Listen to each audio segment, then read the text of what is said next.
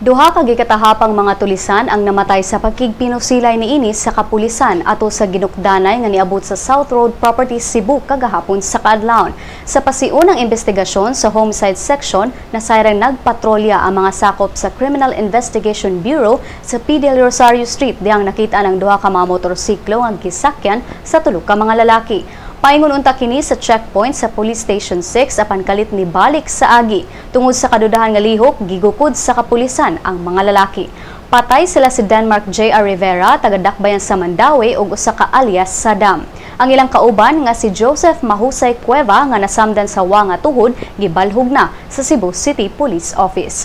Si CCPO Director Senior Superintendent Noli Romana niingon nga ang mga sospek mga sakop sa small-time robbery group nga nakabase sa Dakbayan sa Mandaue ug mangigug mga gasoline station sa Metro Cebu. Matud ni Romana nga kuhaan nila dugang impormasyon karon si Cueva.